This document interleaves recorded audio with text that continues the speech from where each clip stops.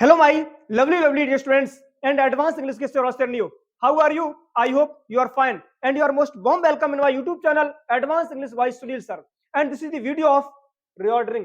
याद रखना मेरे प्रिय छात्रों, ये वीडियो रिऑर्डिंग की होने वाली है क्लास 8, 9, 10th, 11th इन 4 क्लासेस के लिए वीडियो मोस्ट इंपोर्टेंट है। कक्षा 8, 9, 10, 11 वाले छात्रों के लिए बहुत इंपोर्टेंट है। कक्षा 12 वाले छात्रों के लिए भी ये वीडियो बहुत इंपॉर्टेंट है। देखते हैं, लिखा रीऑर्डरिंग सेंटेंसेस।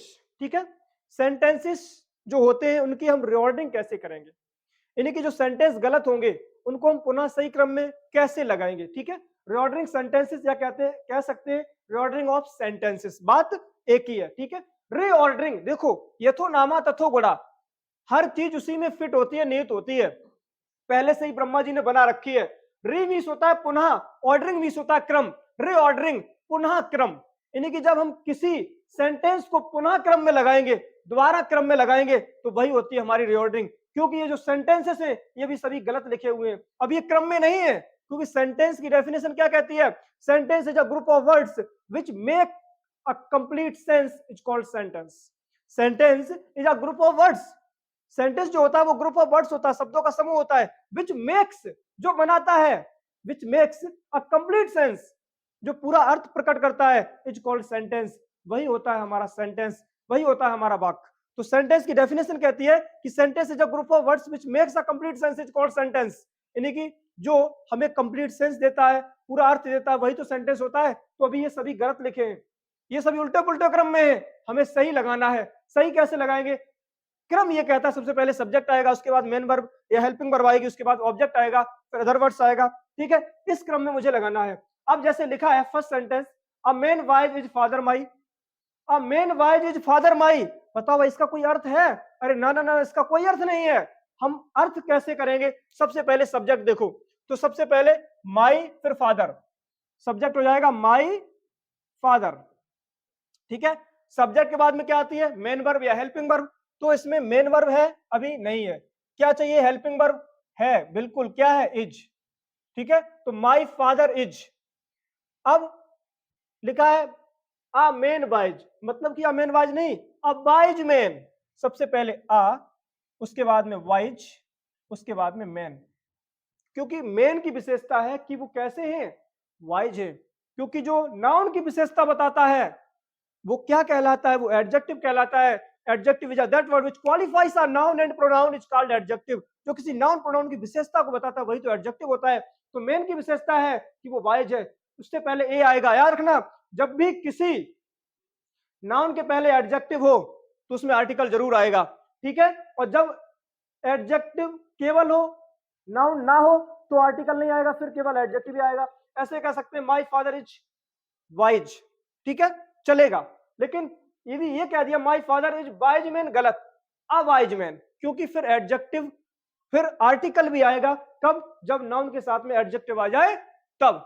तो सेंटेंस सही हो जाएगा my father is a wise man, मेरे पिताजी एक वाइज मैन है, मतलब कि एक विद्वान इंसान है।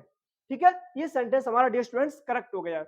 दूसरा क्या है? बहुत अच्छी प्रकार से समझेंगे, बहुत अच्छी प्रकार से। यदि आपने चैनल को अभी सब्सक्राइब नहीं किया है तो जस्ट अभी सब्सक्राइब कर दो।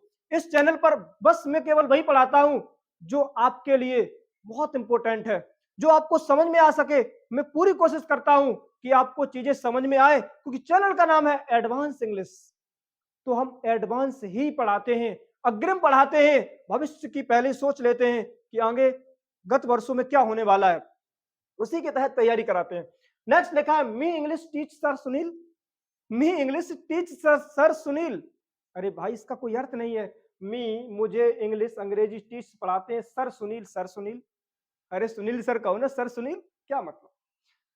अब इसको सही करेंगे। सबसे पहले सब्जेक्ट, सब्जेक्ट क्या है? सुनील सर, तो सर सुनील का हो जाएगा सुनील सर, सुनील सर।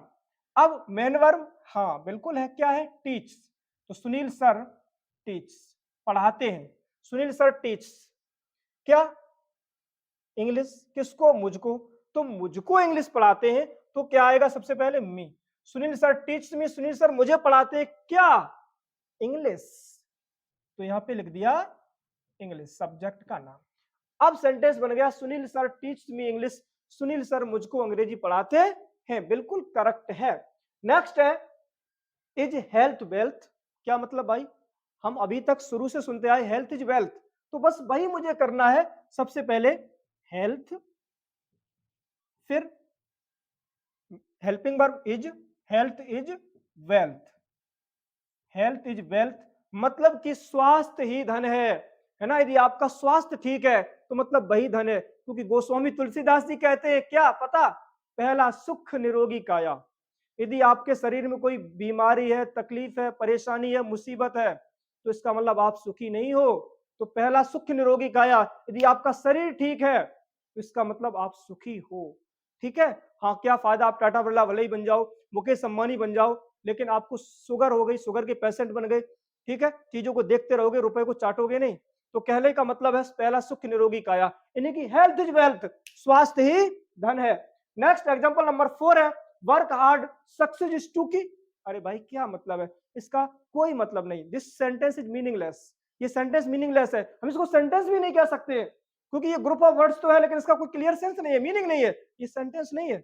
अब इसको हम सही करेंगे, लिखा है work hard success is to key, नहीं नहीं नहीं, सही कैसे करेंगे, सबसे पहले हार्ड, ठीक है, फिर वर्क, हार्ड वर्क, अब इज को लाएंगे, ठीक है, हेल्पिंग वर्ब हो गई हार्ड वर्क, इज कठिन परिश्रम है क्या, सफलता की चाबी, इज की चाबी किसकी, टू सक्सेस, सफलता की। बन गया हमारा सेंटेंस, लिखा है हार्ड वर्क इज की टू सक्सेस, कठिन परिश्रम ही सफलता की चाबी है। यदि आप कठिन परिश्रम करोगे तो इसका मतलब है कि आपको सफलता मिलेगी ही मिलेगी, इन दिस नो डाउट, इसमें कोई शक नहीं, कोई दोहराए नहीं। Next dear students, example number 5, singing are they song a sweet, कोई मतलब है इसका, इसका कोई मतलब नहीं है, मतलब हम निकालेंगे कैसे, लिखा singing are they song a sweet, कोई मतलब नहीं। सबसे पहले सब्जेक्ट दे, मेन वर्ब है, उससे पहले यहाँ पे मेन वर्ब एक सिंगिंग है लेकिन उसके पहले हेल्पिंग वर्ब आएगी, क्या है आर, हेल्पिंग वर्ब के बाद मेन वर्ब, तो they are singing, they are singing, वे गा रहे हैं क्या, एक मधुर सा गीत, तो अ स्वीट सॉन्ग। मैंने कहा ना कि यदि नाउन के पहले एडजेक्टिव है तो आर्टिकल आएगा आएगा आएगा, आ गया, अ स्वीट सॉन्ग, ठीक है, लिखा है they are singing a sweet song, वे एक मधुर सा गीत गा रहे हैं। कहने का मतलब जितने भी सेंटेंसेस है सबका बिल्कुल मीनिंग क्लियर है, तो कहने का मतलब उल्टे पुल्टे सेंटेंसेस को सीधा करना ही रीऑर्डरिंग कहलाता है, ठीक है, उल्टे सेंटेंसेस जो होते हैं उनको सीधा करना ही क्या कहलाता है, रीऑर्डरिंग कहलाता है, ठीक है। तो ये थे 5 सेंटेंसेस, ठीक है, वीडियो ज्यादा लंबी ना हो, और भी पार्ट लाएंगे, देयर इज नो प्रॉब्लम, ठीक है। तो आई होप ये वीडियो आपको पसंद आई होगी, इसी प्रकार से आपके लिए वीडियोस लाते रहेंगे, बस जुड़े रहें मेरे साथ, मेरे इस चैनल को लाइक करें, शेयर करें, ठीक है, और इस वीडियो को भी ज्यादा से ज्यादा फैला दें आप लोग, ठीक है, चैनल को सब्सक्राइब कर लें जिसका नाम है advance English by Sunil sir, और चलते हैं मिलते हैं नेक्स्ट वीडियो में, तब तक के लिए take care and thanks for watching my video.